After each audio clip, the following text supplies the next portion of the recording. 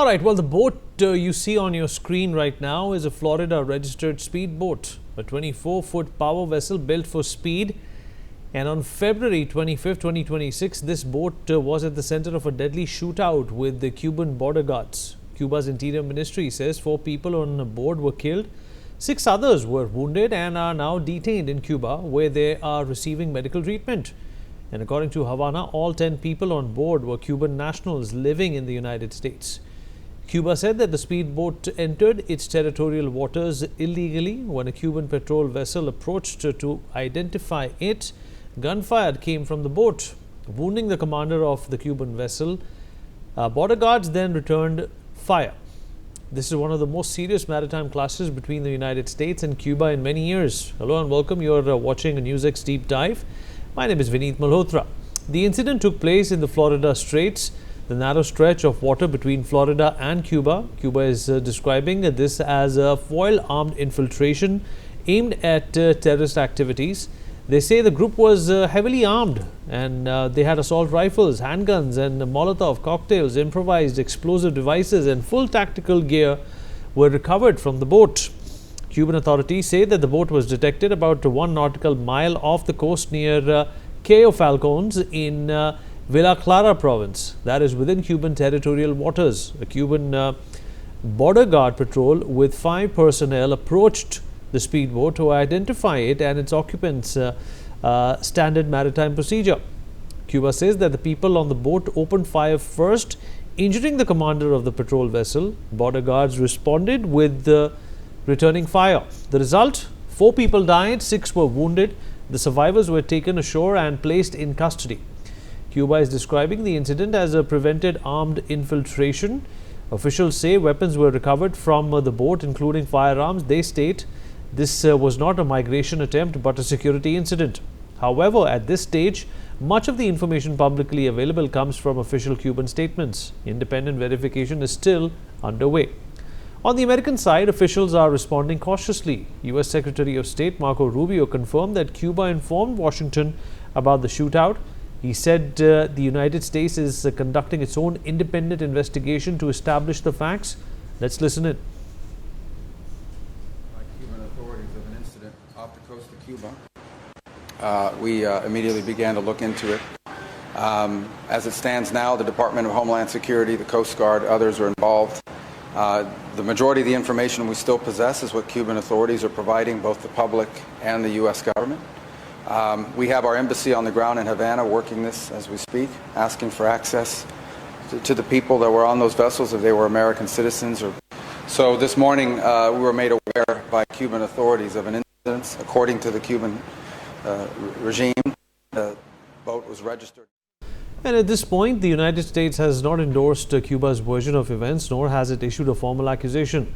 The official position remains: verify first, respond later. Armed exchanges at sea between the U.S. and Cuba are rare. The Florida Straits have long been a route for small boats, often connected to migration or smuggling, but deadly gun battles between state forces have not been common in recent years. That is why this incident stands out. It also comes at a sensitive moment in international politics. Relations between Washington and Havana have remained strained for years due to sanctions and political differences. This clash is happening amidst a severe fuel crisis in Cuba, and after the U.S. played a key role in the removal of Venezuela's Nicolas Maduro in January 2026, Washington blocked oil shipments from Venezuela to Cuba, cutting off nearly half their fuel supply. At the same time, the United States is engaged in high-level negotiations with Iran over nuclear and regional security issues. It is happening during a period when U.S. foreign policy is already under pressure across multiple regions.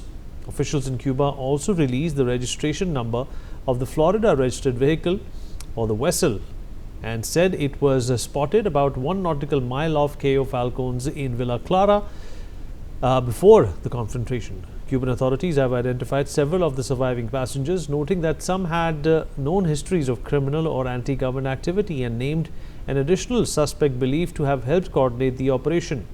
In Washington, lawmakers on both sides of the aisle have reacted strongly. Florida's Attorney General and U.S. congressional representatives have called for their own probes into the incident and urged full transparency about whether any Americans were among the dead or wounded. Several important questions remain. Why was the boat inside Cuban waters? Who exactly were the individuals on board? Did gunfire originate from the speedboat, as Cuba claims? Was the use of force proportionate? The answers will depend on investigations, including maritime data, forensic evidence, and testimony from the survivors. For now, the facts confirmed are these: a Florida registered boat entered Cuban territorial waters. An exchange of gunfire took place. 4 people were killed, 6 were wounded and detained.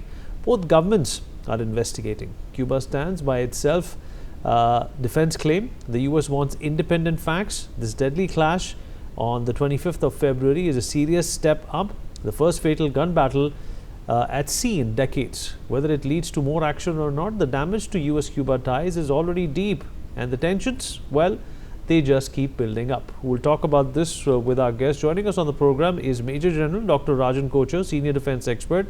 General Kochar, appreciate you taking out the time and speaking to us. You know, one thing that I'm immediately pointed towards when you mention the Cuba and the United States in one sentence is, of course, the Cuban Missile Crisis during JFK's tenure. That was the time, when people like Fidel Castro and Che Guevara, earned their stripes. But the fact of the matter is, sir, that those incidents are way past now. That's water under the bridge. The Cold War is over.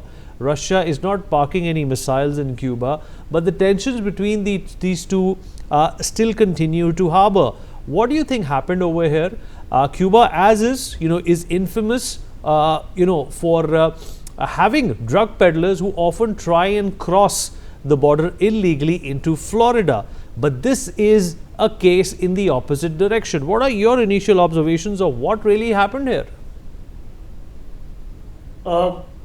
Vineet, thank you, because I think very nicely brought out a narrative and a departure from the normal incidents which have been taking place in this area, because if you see this Coast Guard as well as the American you enforcing on immigration smuggling activities, because these kind of activities take place in this area.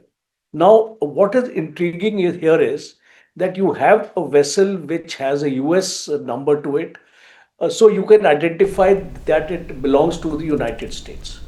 A second important observation which I can bring out is that these people are armed, and they are approaching or trying to enter Cuba.